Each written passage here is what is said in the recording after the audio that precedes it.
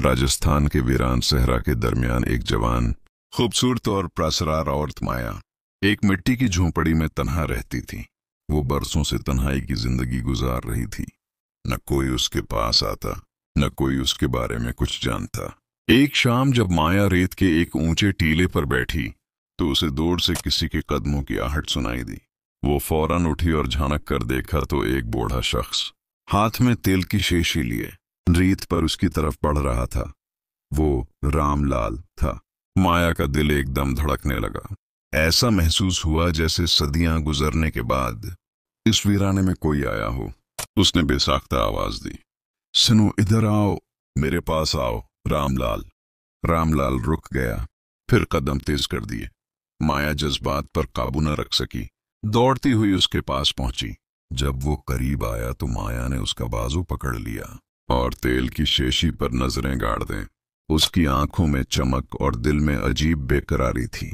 माया ने उसे खामोशी से पकड़ कर रेत के सुनसान इलाके की तरफ ले जाना शुरू किया। रामलाल ने हैरत से पूछा, अरे तुम कौन हो? मुझे कहाँ ले जा रही हो? हाथ क्यों पकड़ा है? माया ने कोई जवाब न दिया।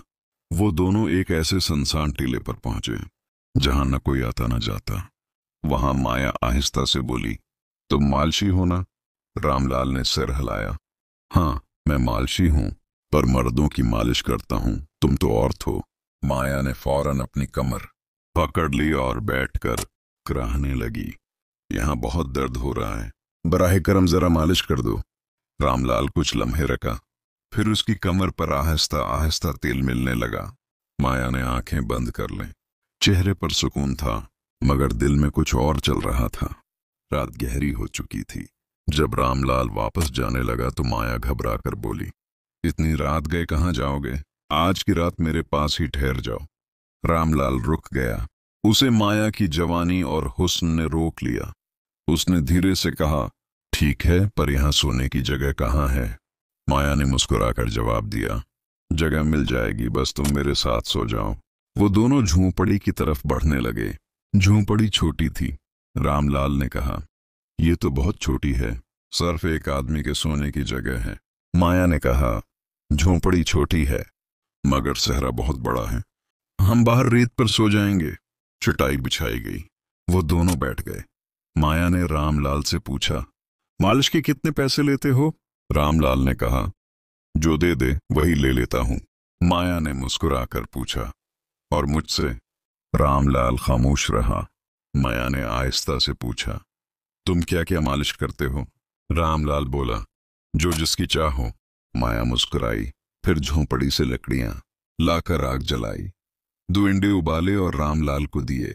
रामलाल हैरान हुआ, इसकी क्या जरूरत थी? माया ने नरमी से कहा, ये सर्दी के लिए है, खा लो, तुम्हें जरूरत है, मुझे नहीं। रामलाल सोच में पड़ गया। कुछ देर बाद वो दोनों सो गए।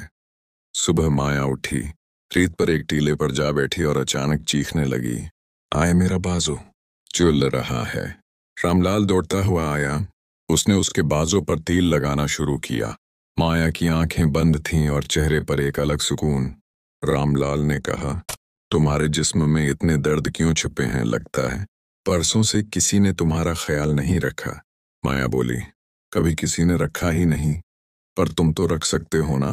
रामलाल खामोश हो गया, फिर आहिस्ता से कहा, हाँ, अगर तुम चाहो तो। माया उठकर भागी, एक बड़े पत्थर के पीछे छिप गई। रामलाल पीछे गया। वो बोली, ये जगह कैसी है? सिर्फ तुम और मैं हैं यहाँ। फिर वो बोली, तुम यहाँ रुकोगे या चले जाओगे?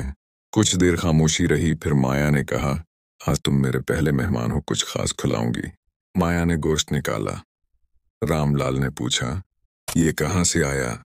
माया बोली, तुमसे पहले भी कोई आया था, अब वो नीचे रेत के नीचे सो रहा है। रामलाल सुन हो गया। फिर दोनों ने खाना खाया, आग जलाई और माया ने पूछा, तुम्हारी बीवी है? रामलाल कुछ कहने लगा। माया बोली, फिक्र ना करो, मैं हूं ना। अगली सुबह माया फिर जल्दी उठी और रेत के एक खास दायरे में जा बैठी। रामलाल आया, पूछा, यहाँ क्यों आती हो? माया ने कहा, यह मेरी सजा है, सब कुछ तुम्हारे लिए कर रही हूं। फिर दोनों एक छोटी गुफा तक गए। जहां एक चश्मा बहता था। माया ने कहा, यह जगह उनके लिए है जो अंदर से बहने की हिम्मत रखते हैं। माया आहिस्ता से बदलती जा रही थी। एक दिन वही दायरे में बैठकर रो रही थी। मैं तौबा करती हूँ। रामलाल ने सब कुछ सुन लिया। फिर बोला, तुम्हारी आंखों में वही रोशनी है जो मैंने बरसों पहले एक और औरत में देखी थी। माया ने कहा, अगर वो औरत वापस आ जाए तो? रामलाल बोला, मैं कुछ न पूछूंगा, बस चाहूंगा वो मेरे साथ रहे।